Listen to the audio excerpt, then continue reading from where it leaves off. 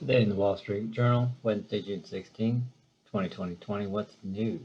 The EU excluded some of the world's largest banks from working on the huge new debt issuance program, citing recent cases in which regulators punish them for forming cartels in the bond market and currency markets. Retail sales in the U.S. dropped in May, marking a shift in consumer spending from big-ticket items to goods and services related to going out amid business reopenings and higher vaccination rates. Biden tapped Lina Khan, a vocal critic of powerful technology companies, to lead the Federal Trade Commission after the Senate confirmed her for seat at the agency. U.S. stocks posted declines. The Nasdaq and S&P 500 gave up 0.7% and 0.2% respectively, retreating from records, while the Dow Industrials lost 0.3%. Story B11.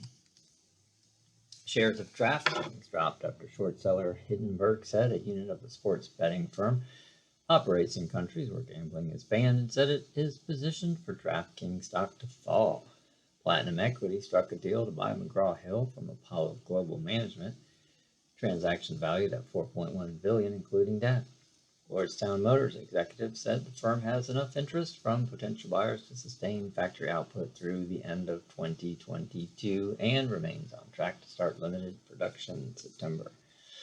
Worldwide, the US and EU agreed to suspend their trade dispute over government subsidies to Boeing and Airbus, significantly easing trade tensions amid broader effort to improve transatlantic relations.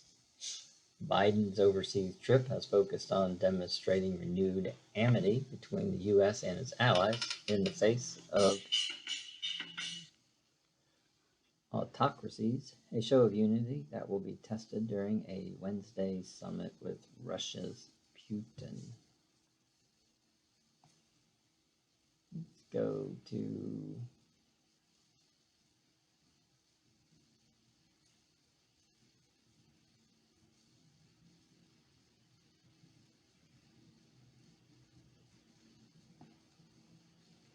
A15. Opinion: Your stolen tax records are news. Business World by Holman W. Jenkins Jr.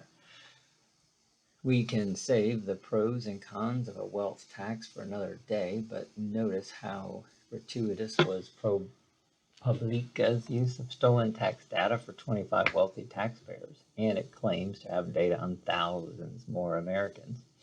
By definition, these returns don't contain information about unrealized stock market, real estate, and other asset gains that aren't income under U.S. tax law, but ProPublica has decided should be for almost the entirety of its purpose.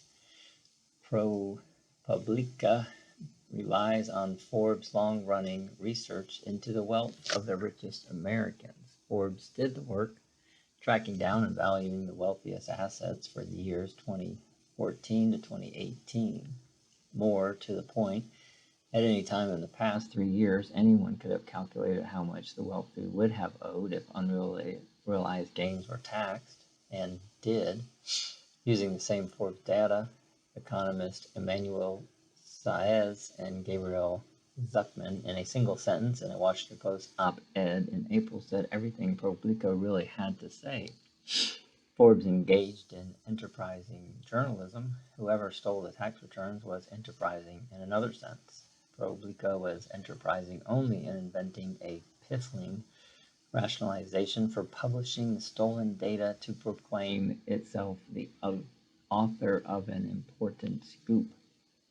This rationalization comes down to a conceit, a taxpayer's actual payment in a given year, which ProPublica extracts from the stolen returns compared against their Forbes unrealized gains, reveals what we're going to call their true tax rate. This is a misuse of the word true.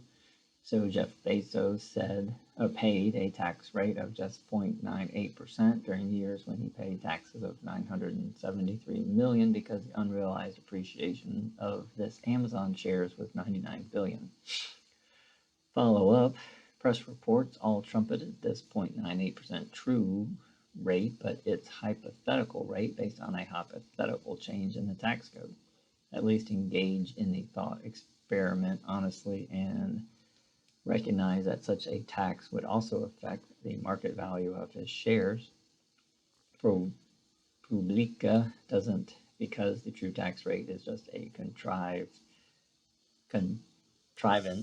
thrown in to give a role to the stolen documents.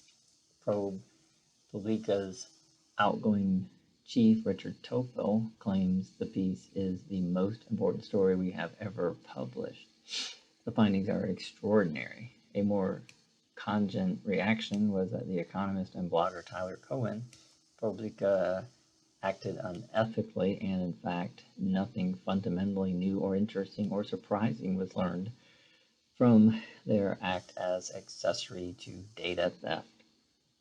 Let's step back. When journalists are handed confidential information by a source, they aren't under any obligation to interpret the data or put the construction on it the source wants. In this case, ProPublica claims not to know who provided the tax returns. It could have been a foreign intelligence agency. I doubt the 25 richest taxpayers, much less thousands of others, all use the same careless tax preparer or have the same angry niece.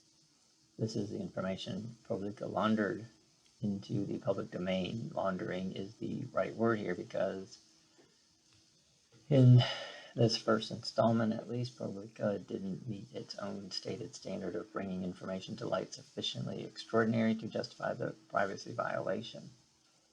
ProPublica is free to make its own judgment, but marched predictably and exploitably to the tune of its own source, whom ProPublica said claimed to support the outfit's previous coverage of issues surrounding the IRS and tax enforcement. Realistically, was there a chance ProPublica would refuse the data? When it didn't, it had to find something it is to justify its meretricious scoop.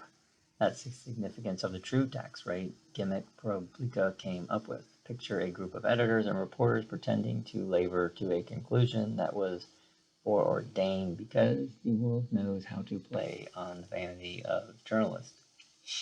Meanwhile, it's news that tax returns of thousands of Americans, which the government is pledged to protect, now are in the hands of unknown numbers of private parties and criminals. This is a real abuse. ProPublica describes itself as a nonprofit newsroom that investigates abuses of power. Let's end by noticing the relevance to the story that has exploded in the last few days about Trump-era investigations of leaks to journalists. Anonymity is supposed to protect sources, but it also protects journalists. It protects them from the public findings out whom they are being manipulated by. It protects them from accountability for untruths they serve as conduits for.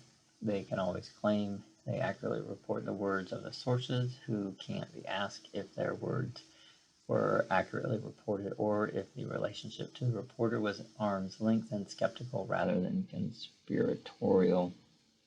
The very wealthy are deemed public figures for press purposes. Their tax payments arguably are newsworthy.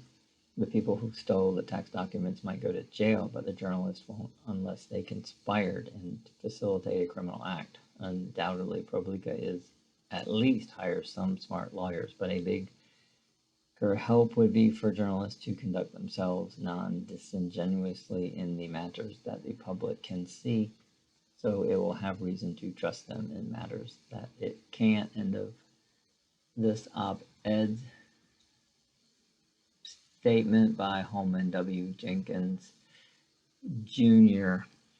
So the issue here is what? Your ability to privately maintain your own information. But true, it also is a statement to the government not taking care of the citizens.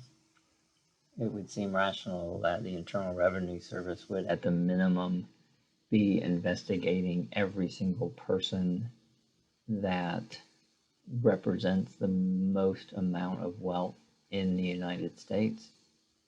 Just based on these 25 people, it should be logically assumed that a substantial portion of the total revenue derived from the Internal Revenue Service would be coming from these sources, one would think it rational that the Internal Revenue Service would be, in fact, attacking these individuals on a yearly basis in public audits.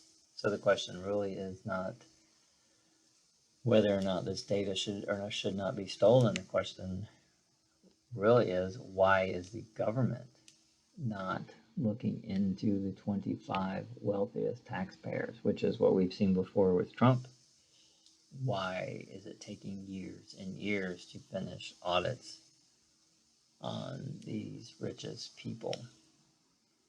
I would say that it is not an issue of your stolen tax records. It is, again, another issue of why is the government letting its people down.